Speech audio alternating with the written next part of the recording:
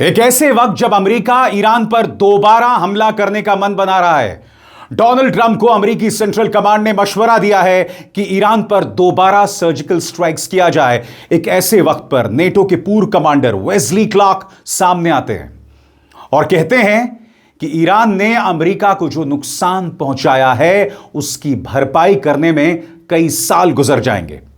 इस बीच supreme leader Mushtaba Khamenei ने कड़े शब्दों में कहा है कि अगर अमेरिका हम पर दोबारा हमला कर देगा तो हम उसे फारस की खाड़ी में दफन कर देंगे।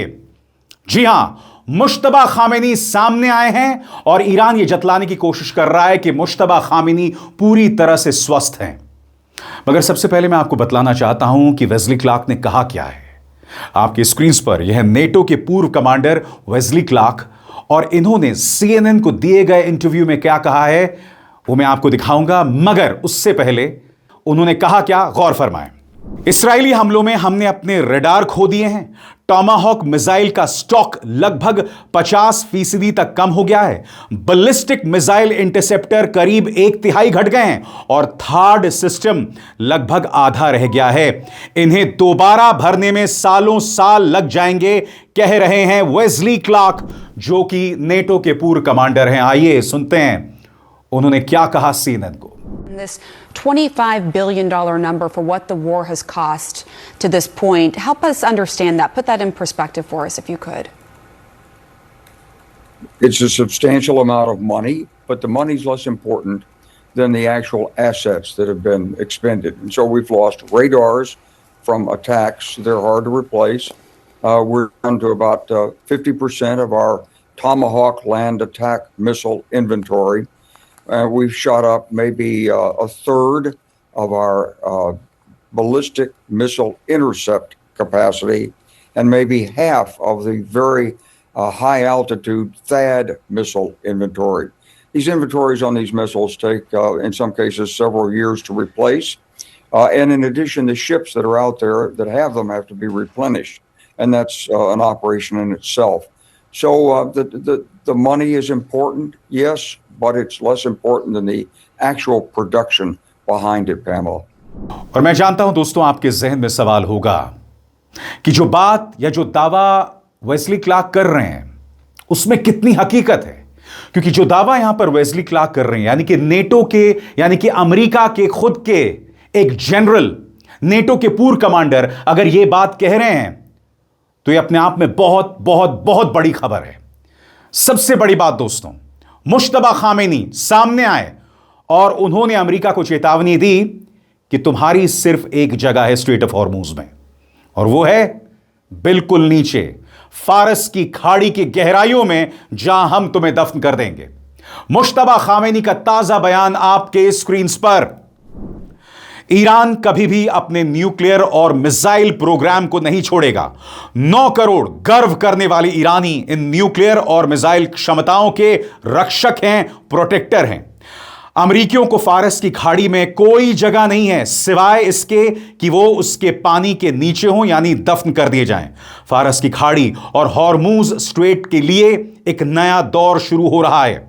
यह बयान काफी सख्त और चुनौती भरा है, जिसमें ईरान साफ तौर पर कह रहा है कि वो अपने परमाणु और मिसाइल प्रोग्राम को राष्ट्रीय संपत्ति मानता है और उस पर कोई समझौता नहीं करेगा।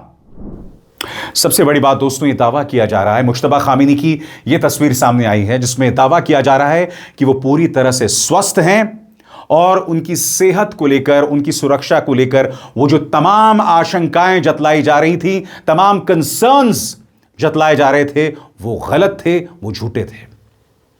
मगर मैं आपका ध्यान खींचना चाहूंगा एक बार फिर नेटो के कमांडर वेस्ली क्लार्क के उस बयान की तरफ, जिसमें उन्होंने कहा कि जब 40 दिन का युद्ध चला तब ईरान ने अमेरिका को इस कदर नुकसान पहुंचाया कि इसकी भरपाई करने में कई दिन लग जाएंगे।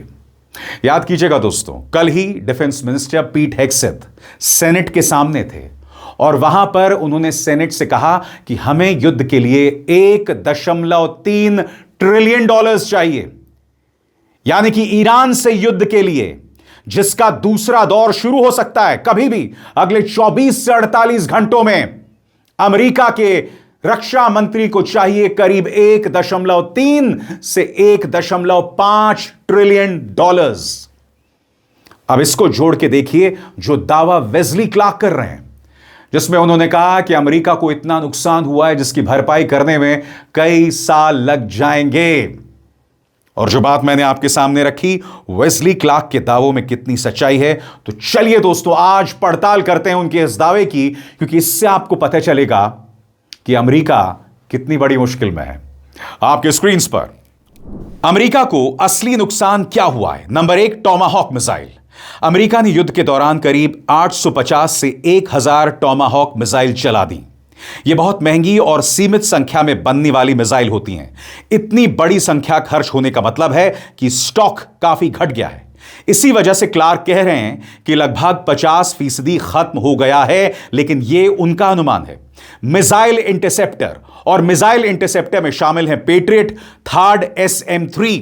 लगभग 1000 प्लस पेट्रियट मिसाइल इस्तेमाल हुई हैं, 200 के आसपास थर्ड इंटरसेप्टर्स और 100 से 200 SM-3 इंटरसेप्टर। ये सभी हाई एंड डिफेंस सिस्टम हैं और जल्दी नहीं बनते। मतलब अमेरिका का एयर मिसाइल डिफेंस स्टॉक काफी कम हो गया है। क्लार्क का 1/3 या आधा खत्म करने वाला पॉइंट इसी पर आधारित है। नंबर 3, थार्ड सिस्टम और रडार का नुकसान। ईरान के हमले में कम से कम एक बड़ा थार्ड रडार ANTPY-2 नष्ट या भारी डैमेज हुआ था। यह रडार बहुत अहम होता है बैलिस्टिक मिसाइल पकड़ने के लिए। दुनिया में ऐसे बहुत कम सिस्टम होते हैं और इसीलिए नेटो कमांडर वेस्ली क्लार्क ने कहा हमने रडार खो दिए। अब हम बात करते हैं ड्रोन और दूसरे हथियारों की। MQ-9 रीपर जैसे ड्रोन भी खोए, हजारों हाई प्रिसिशन हथियार इस्तेमाल हुए। कुल खर्च नुकसान दर्जनों अरब डॉलर का बताया जा रहा है। असल बात क्या है, अमेरिका ने बहुत बड़ी मात्रा में हाई एंड हथियार खर्च कर दिए। इनके दोबारा बनने में सालों लग सकते हैं। इससे भविष्य में चाइना, रशिया जैसे बड़े युद्धों के लिए तैयारी पर असर पड़ेगी। तो ऐसे में हमें जानना बहुत जरूरी हो जाता है कि क्लार्क की बात कितनी सही है। स्टॉक बहुत कम हो गया है, सही दिशा में कही गई बात।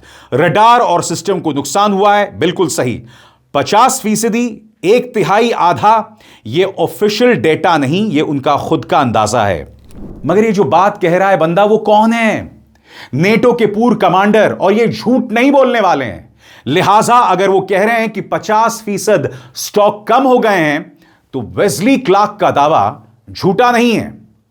ऐसे में एक लाइन में अमेरिका ने ईरान युद्ध में बहुत बड़ा हाईटेक हथियार खर्च और कुछ सिस्टम नुकसान झेला है, लेकिन एग्जैक्ट प्रतिशत जैसे 50% पब्लिक में कंफर्म नहीं हुआ है। स्वतंत्र और आजाद पत्रकारिता का समर्थन कीजिए, सच में मेरा साथी बनिए। बहुत आसान है दोस्तों, इस ज्वाइन बटन को दबाइए और आपके सामने आएंगे ये 3 विकल्प, इनमें से एक चुनिए और सच के इस सफर में मेरा साथी बनिए।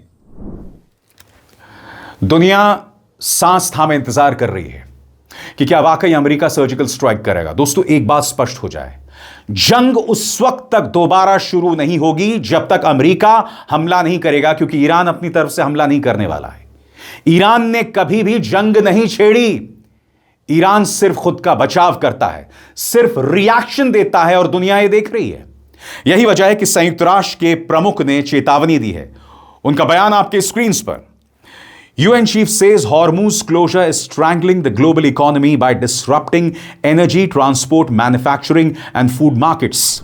सरल लफ्जों में कहा जाए तो UN चीफ एंटोनियो गुटेरेस ने कहा है कि हॉर्मूज में जो नाकेबंदी चल रही है, जिसके 2 पहलू हैं, एक ईरानी बंदरगाहों की नाकेबंदी जो अमेरिका ने किया हुआ है, और दूसरा स्ट्रेट ऑफ हॉर्मूज में ईरान की नाकेबंदी जो ईरान ने की हुई है। UN चीफ चेतावनी दे रहे हैं कि इसका बहुत बुरा असर दुनिया की इकोनॉमी पर पड़ेगा, जिसके जरिए फूड मार्केट्स पर असर पड़ेगा, एनर्जी सेक्टर पर असर पड़ेगा, परिवहन यानी ट्रांसपोर्ट सेक्टर और साथ ही मैन्युफैक्चरिंग सेक्टर पर असर पड़ेगा। मगर क्या डोनाल्ड ट्रंप और नेतन्याहू पर कोई असर पड़ने वाला है? गुंजाइश न के बराबर है दोस्तों। आगे इसके अलावा मैं चाहूंगा आप गौर करें अमेरिकी अधिकारियों के इस बयान पर जो मैं आपको पहले दिखा चुका हूं। इस बयान के मुताबिक अमेरिकी ऑफिशियल्स कह रहे हैं कि ईरान एक बार फिर अपनी कैपेबिलिटीज को रीबिल्ड कर रहा है। सरल लफ्जों में, जब 40 दिन का युद्ध चला था तब अमेरिकियों ने उसके कई मिसाइल ठिकानों पर हमला किया। कई जगहों पर जो मिसाइल ठिकाने थे उनके द्वार, उनके दरवाजे बंद हो गए थे। ईरान अब उन मिसाइल्स को बाहर निकाल रहा है, अपनी कैपेबिलिटी को रीबिल्ड कर रहा है ताकि अगर दोबारा जंग हो तो वो उसके लिए तैयार हो। ईरान की तैयारी साफ है। बड़ी बात, ईरान को बहुत व्यापक नुकसान भी हुआ है दोस्तों, लिहाजा वो जंग नहीं चाहता, मगर उसके पास खुद के बचाव के अलावा कोई रास्ता नहीं बचेगा। और ईरान इस बात को समझता है कि अपना बचाव, यानी कि खाड़ी में जो तमाम अमेरिकन इंटरेस्ट हैं या उन तमाम देशों पर हमला करना जो अमेरिका के पिछलग्गू बने हुए हैं, और इसमें यूनाइटेड अरब एमिरेट्स सबसे आगे है। क्योंकि इसी मंच पर मैंने आपको बताया था कि यूनाइटेड अरब एमिरेट्स ओपेक से बाहर हो गया है, यानी कि organisation of petroleum exporting countries.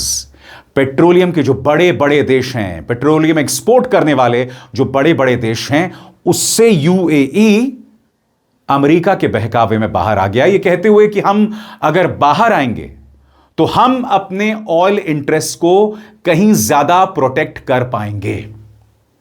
तो देख रहे हैं आप, मामला कितना पेचीदा हो चला है।